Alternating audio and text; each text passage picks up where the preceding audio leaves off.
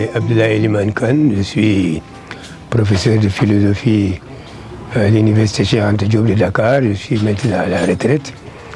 Et je pense que l'objet de cette rencontre vient de ce que je suis aussi écrivain.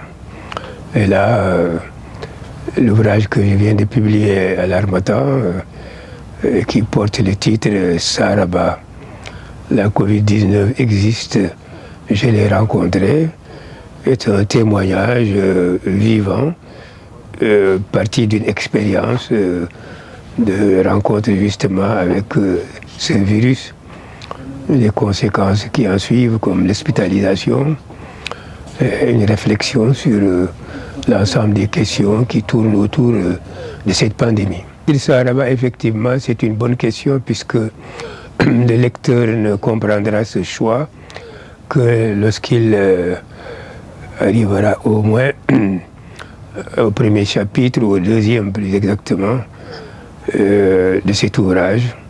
Saharaba, comme certainement beaucoup de Sénégalais le savent, c'est le titre d'un air traditionnel qui a été chanté par beaucoup d'artistes, en particulier par Samba Diabaré Samb.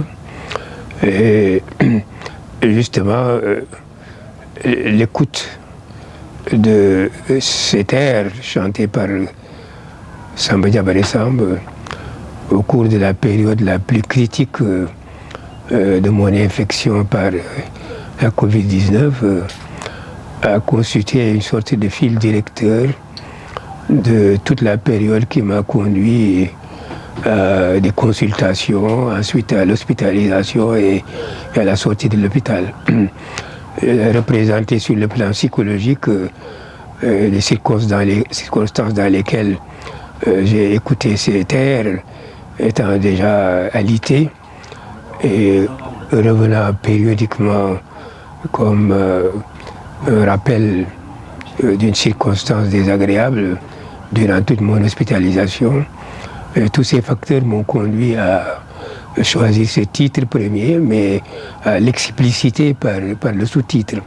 Le lecteur verra donc dans l'ouvrage, au deuxième chapitre, les conditions dans lesquelles j'ai rencontré cet air et comment cet air a accompagné différentes phases de ma maladie jusqu'à la sortie d'hôpital. La grande thématique, la première, c'est bien entendu la Covid-19, que cette pandémie qui a envahi le monde entier et qui est arrivée au Sénégal dans des conditions dont on se souvient très bien, puisque le premier mort, celui que cette maladie a emporté, c'est Pape Diouf, le dirigeant de l'Olympique de Marseille bien connu, et que nous avons également perdu beaucoup de personnalités sénégalaises, sans parler d'autres qui sont dans le monde.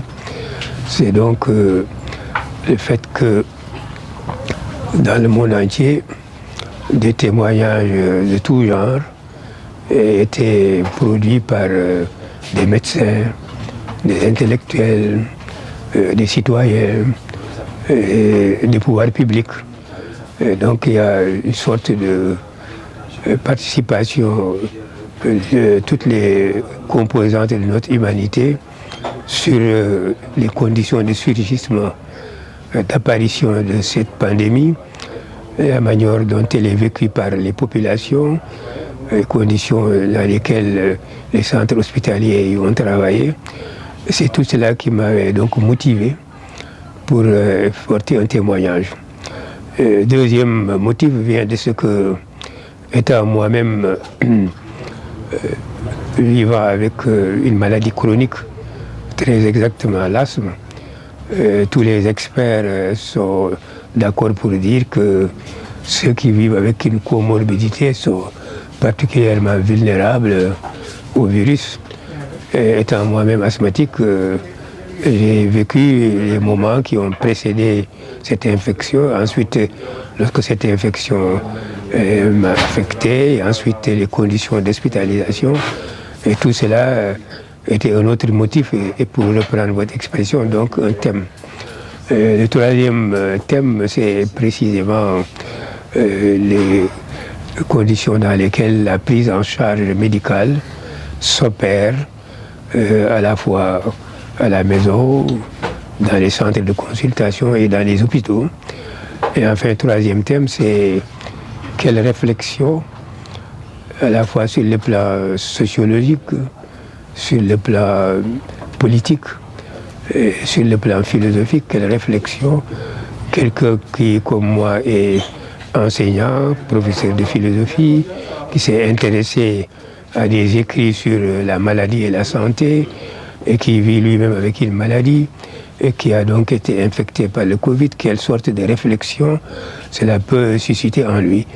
Et la deuxième partie donc, de cet ouvrage aborde ces questions à la fois politiques, publiques sur la santé publique, mais aussi réflexion philosophique sur la signification de la maladie et de la santé. Voilà.